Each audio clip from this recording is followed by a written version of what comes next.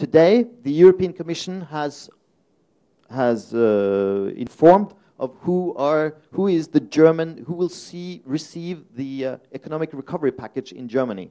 It is not that company. It is the company in Germany who started to build a pilot plant, who started to develop storage sites, to explore storage potential, long before even the EU started thinking about a legal framework.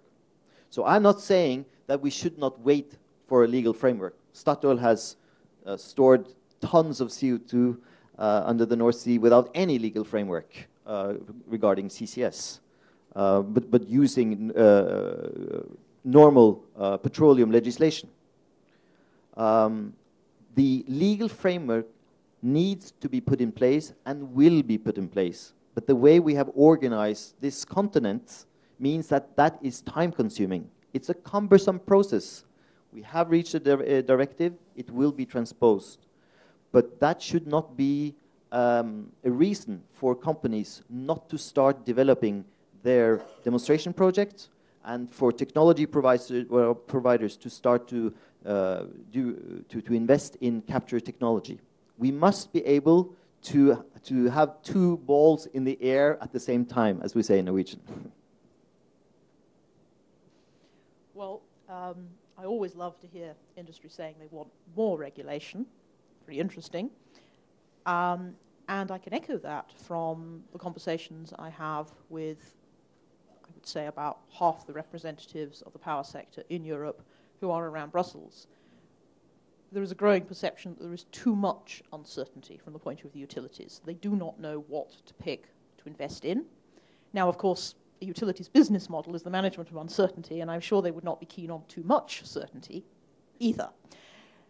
But they are essentially saying that they need clear signals about what will be the situation when plants built today, which may still be in operation in 30, 40 years' time, what will be the regulatory system that applies to those plants down the line.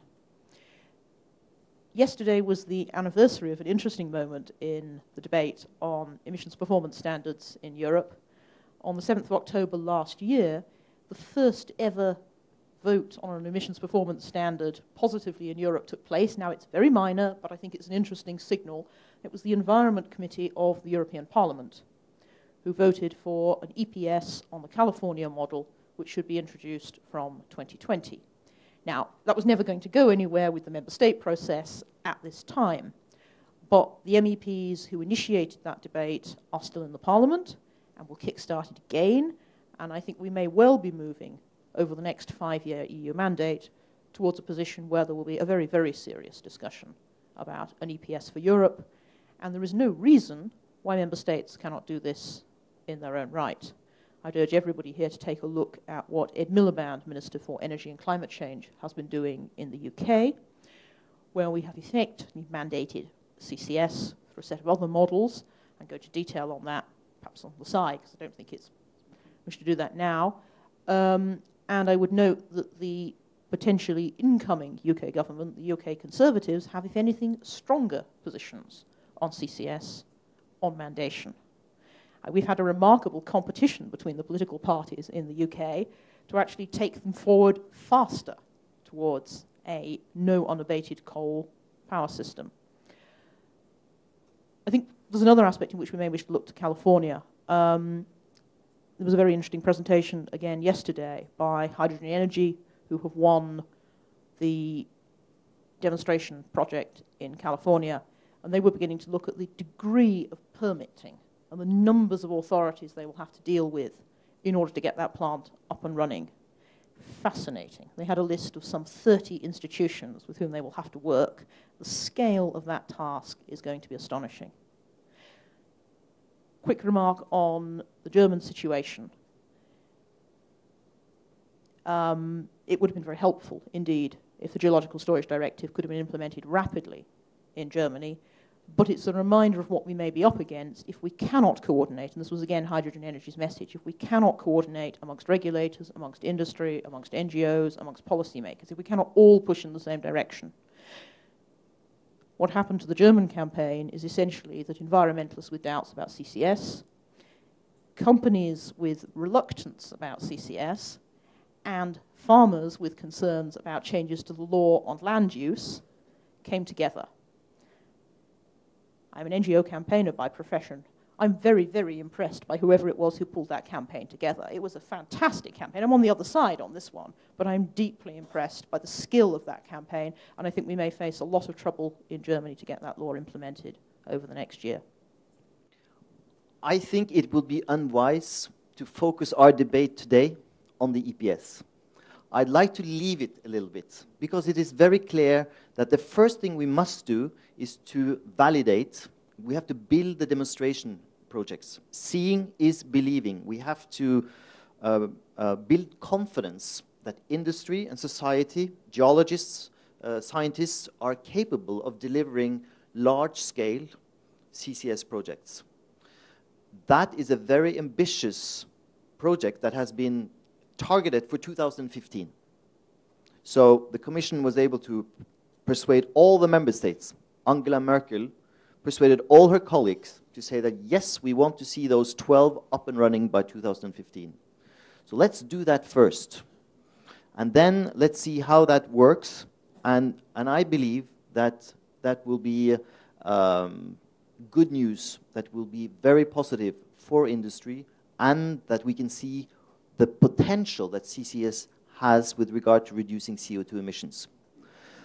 The European Commission, and Chris Bolesta might talk about this later, they, in their directive, they will assess, because that was on the table when they adopted the directive. The European Union went for a sort of a capture readiness concept, which means that new plants have to have space and an assessment of how to do CCS. But they did not make it mandatory. We believe that that might be a good thing in the beginning. So let's leave the debates until we see some more real huge demonstration projects up. Sulfur dioxides, it wasn't an emission performance, it was a regulation. It was, you know, and Professor Busek always mentions that in the debates. We did it with sulfur dioxide, we can do it with CO2. Thank you very much for this comment. And as this is a hot topic in discussions in Poland, this was very needed. Thank you very much. I was just going to stick in one word on capture readiness. Yes, I think it's a big hole in the work done last year at EU level that capture readiness is not a serious requirement. Having a field next to your power station where you could potentially build some extra plant is not what's needed here. We need economic, financial, full assessments. And as an indication, the technology companies who make the capture technologies, there are 4 big ones here in Europe, GE, Siemens, Alstom, and Hitachi, all 4 of them are deeply concerned that they are currently working on sites where they cannot see any capacity, new sites, which they are planning at present, to retrofit CCS, were it to be mandated in due course, were companies to wish to fit it in, because there has been no capture readiness assessment.